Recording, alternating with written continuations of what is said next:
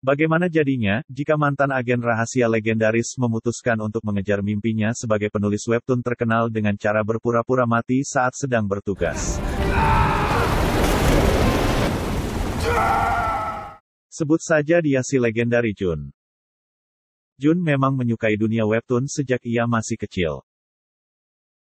Karena ia termasuk petarung yang cukup hebat, ia dilirik oleh salah satu organisasi agen rahasia dan diajak untuk bergabung dengan agen mereka, untuk tergabung pada tim anti-teror.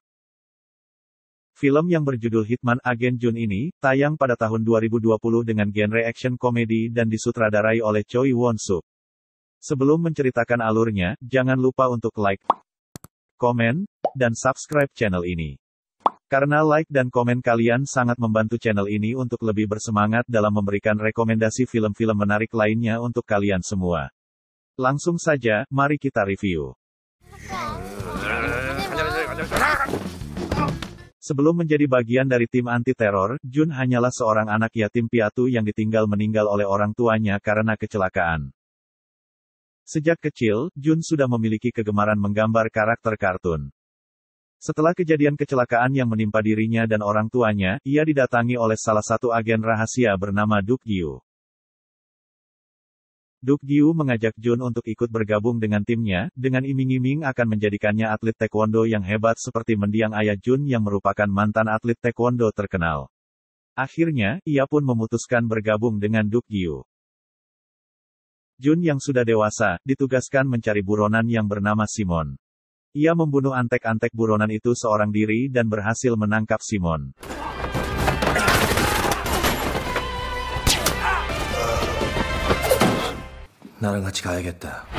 Di tengah-tengah kesibukannya sebagai agen rahasia, Jun masih menyempatkan waktu untuk menggambar.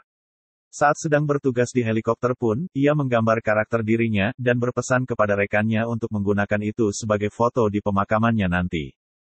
Demi mengejar impiannya sebagai komikus, Jun menjatuhkan dirinya dan dengan sengaja tidak membuka parasut keselamatan, sehingga membuatnya tercebur di sebuah perairan.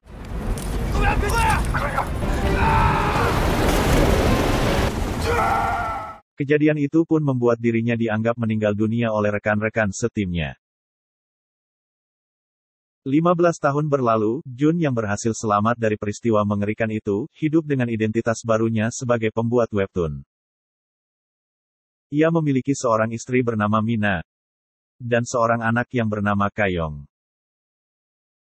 Di kehidupan barunya ini, Jun yang sudah menjadi pembuat webtoon justru dilanda stres karena apa yang ia harapkan tidak sesuai dengan realita. Hari-harinya dipenuhi dengan deadline dan komentar-komentar jahat yang tidak menyukai karya yang ia buat. 짱 인생인데 똥 좀 그만 싸질러라. 그래도 이거보단 낫겠다. 이건 뭘 사냐 진짜. 자장 냄새 오지고요, 지리고. 에이 비추적스타. 조져버려.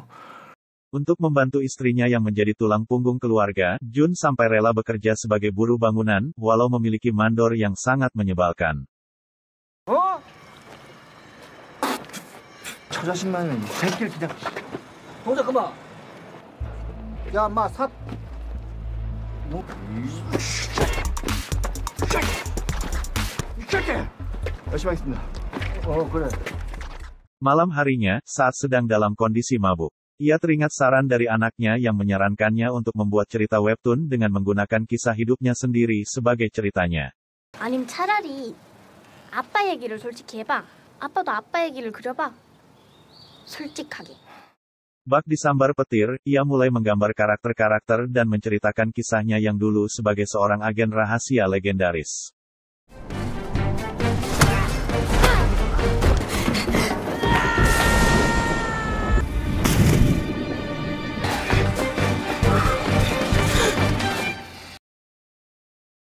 Keesokan harinya, Jun curiga, karena istrinya tiba-tiba menjadi sangat baik kepadanya, dan menyiapkan banyak makanan untuknya. Ternyata, webtoon yang ia buat saat sedang mabuk, berhasil dibanjiri dengan komentar-komentar positif. Dan Mina lah orang yang mengirim webtoon itu tanpa sepengetahuan Jun. 정리해서 쭉 보내버렸어. 이거 보내려고 그런 거 아니야? 그럼 왜 그린 건데? Jun yang takut identitasnya terbongkar pun meminta editor untuk mencabut webtoonnya dari publik. Namun tentu saja editor tidak menggubris perkataan Jun, karena webtoon yang ia buat sudah berhasil disukai banyak orang. 예. Jun yang sudah tidak bisa berbuat apa-apa, kembali pulang dengan penyesalan. Di rumahnya, Jun tidak sengaja membaca buku harian anaknya. Akibat buku harian anaknya itu, Jun termotivasi untuk melanjutkan webtoon yang ia buat guna memperbaiki permasalahan ekonomi di keluarganya.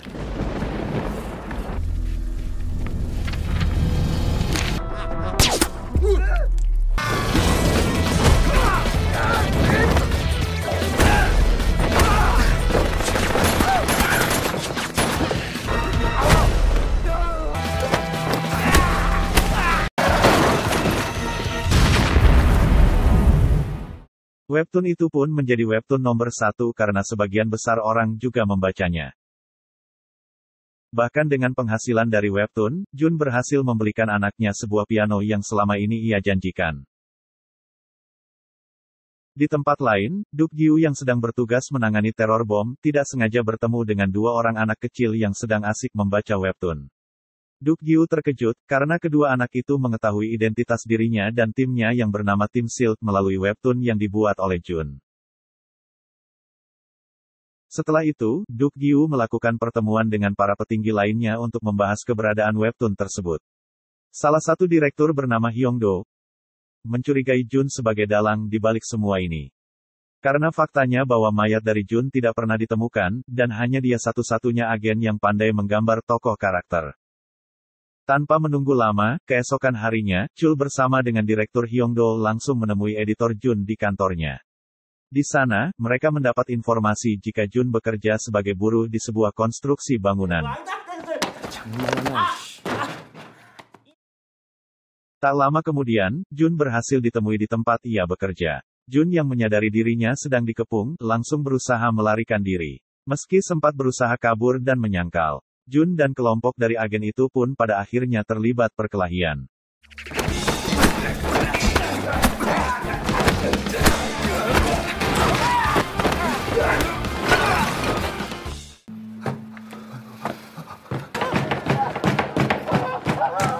Di tengah-tengah pelariannya, Jun menelpon istrinya untuk bersiap-siap pindah negara bersamanya, dan mengaku jika kisah di webtoon adalah kisah dirinya. Istrinya yang saat itu sedang mengajar, menganggap Jun hanya sedang mabuk, dan tidak memperdulikannya. Di saat yang sama, Jun kembali dikepung dengan diserang gas beracun.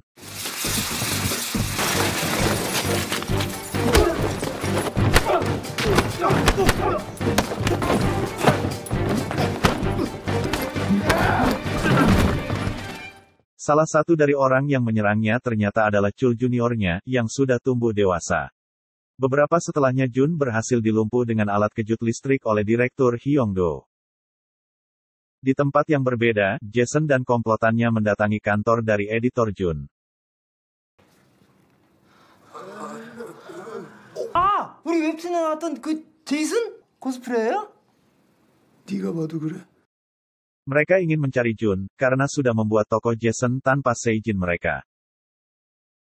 Sedangkan Jun yang sedang diinterogasi, mengaku jika webtoon itu ia buat saat sedang mabuk, namun direktur tidak mempercayainya. 내가 지금 장난하는 것 같아! 개새끼! Saat diinterogasi, tiba-tiba istrinya menelpon. Ternyata, istrinya sudah disandera oleh Jason. Jason meminta Jun untuk membawa Duk Gyu kepadanya dan bertemu di terowongan Guryong. Jason juga mengancam akan membunuh istrinya jika Jun tidak mengikuti perintahnya.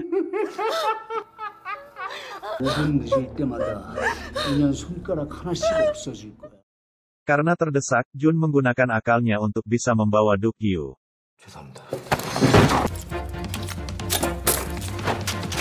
너 진짜 이러면 돌이킬 수 없다. 종 버려.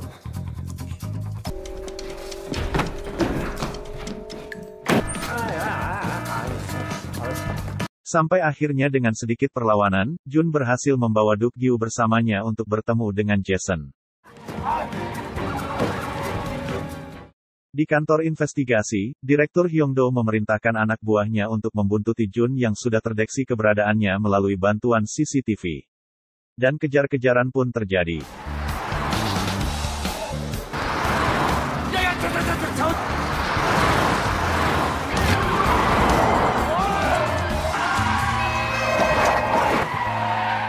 Di tengah pelarian itu, Jun kembali menelpon Jason untuk mengatakan jika ia berhasil membawa Duk-gyu.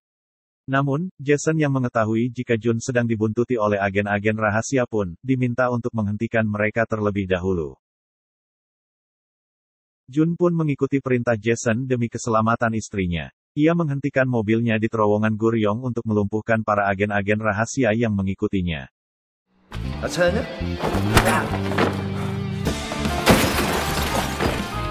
전설의 암살 요원 준.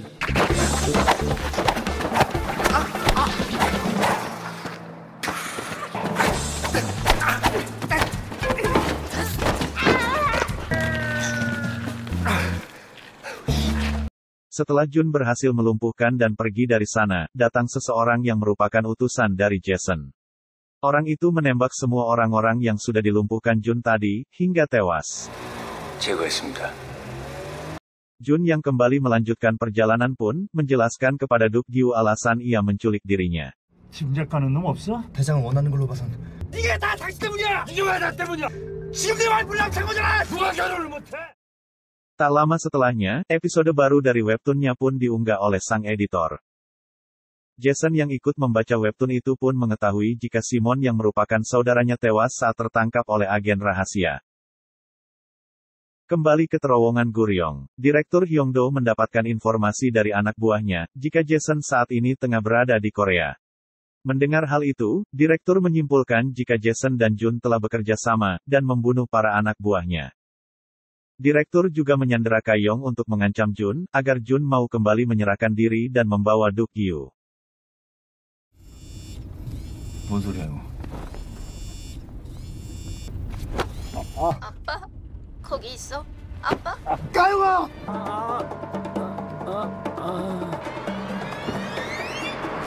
까영아 괜찮아? 아빠도.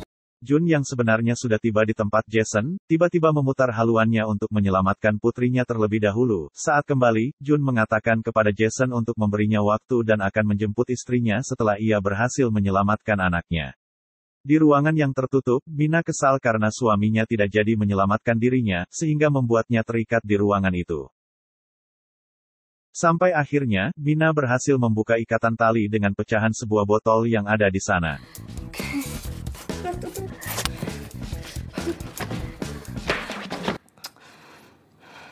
Di tempat lain, Kayong yang sedang diculik, dibawa untuk melarikan diri secara diam-diam oleh Chul yang saat itu ingin mempertemukan Kayong dengan ayahnya. Setelah berhasil dipertemukan, Chul muncul dengan menodongkan pistol ke arah Jun. 야, 이거부터 풀어줘. Kayong yang mengetahui jika orang itu bernama Chul, mengatakan jika selama ini ayahnya menceritakan hal baik tentang Chul kepada dirinya. Kayong juga bercerita jika kehidupan keluarganya selama ini sangatlah sulit dan miskin. 엄마한테도 돈 못 번다고 무시당하고 저번에 엄마가 술 먹다가 불쌍하지도 않아요? Di sana, Duk-gyu juga mengatakan jika alasan Jun menculik dirinya adalah untuk menyelamatkan Mina dari Jason. Mendengar hal itu, Chul pun ingin membantu Jun untuk bekerja sama menyelamatkan istrinya. Akhirnya mereka pun bekerja sama lalu pergi ke tempat di mana Chul menyimpan beberapa senjata. 야, 뭐 시원하게 마실 만한 뭐 사이다나 좀. Mereka memasukkan semua senjata yang ada ke dalam tas, untuk dibawa saat akan menemui Jason. 잘 좀 기다리십시오. Tiba-tiba Direktur Hyongdo dan pasukannya datang. Agar Direktur tidak curiga jika Chul bekerja sama dengannya, Jun pun menghantam Chul seolah-olah Chul berhasil dikalahkan oleh Jun. 미안하다. Direktur yang mengetahui jika Chul babak belur, kembali memukulnya dan menyuruh dirinya untuk segera membunuh Jun. 반드시 놈을 잡아라. 죽여서라도. Di tempat Jason, Jun meminta anaknya untuk menghubungi Direktur dan merekam semua yang terjadi di tempat itu. Di TKP, anak buah Jason membawa Mina yang tengah mabuk karena banyak meminum minuman keras saat sedang disekap. Saat itu Mina mengagetkan semua orang yang ada di sana, karena keahliannya dalam bertarung dan mengalahkan anak buah Jason.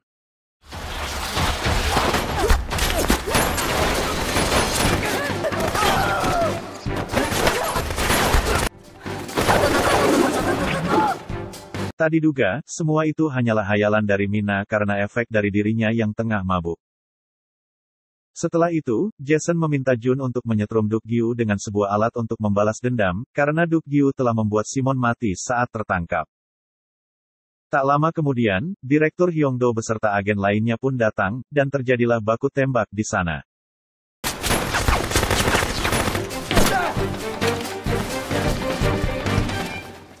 Direktur yang masih menduga jika Jun bekerja sama dengan Jason pun meminta pasukannya untuk menembak Jun. Chul dan Duk Gyu bahkan sudah mencoba untuk menjelaskan jika Jun sedang dijebak oleh Jason.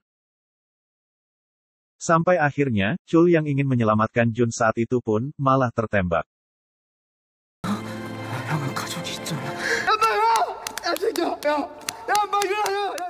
Tiba-tiba dari arah yang berbeda, anak buah Jason diam-diam menembak pasukan dari direktur. Tak luput dari serangan, Jun pun tertembak oleh peluru yang dilesatkan oleh Jason ke arahnya berulang kali. Chul yang masih selamat walau terkena tembakan itu pun menyalahkan direktur dan mengatakannya bodoh. Direktur, Duk Gyu, dan Chul menyalahkan satu sama lain, hingga membuat orang-orang di sana hanya bisa terdiam. Jason yang membawa pistol pun mengarahkan pistolnya ke arah Mina untuk membunuhnya. Tetapi, bukan agen Jun namanya jika tidak memiliki akal. Jun yang sudah dianggap tewas tertembak, tiba-tiba bangun dan membuat orang-orang di sana menjadi lengah. Di saat semua lengah, para pasukan dari agen rahasia kembali menyerah balik pasukan dari Jason.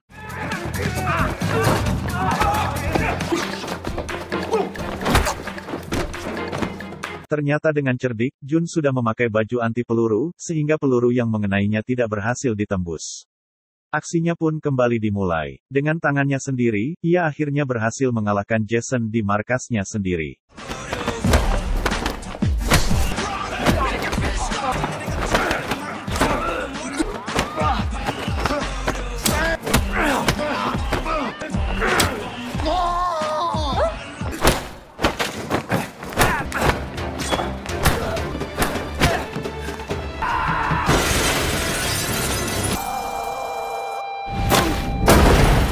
Jadi, cerita diakhiri dengan tewasnya Jason beserta pasukannya dan misi mereka pun selesai.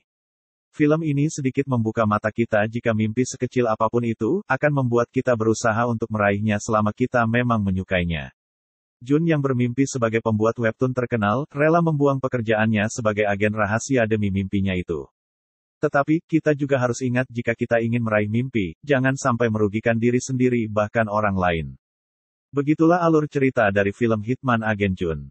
Jika kalian suka dengan video ini, jangan lupa untuk like dan komen. Sampai di sini dulu video kali ini, bertemu lagi di video selanjutnya, terima kasih.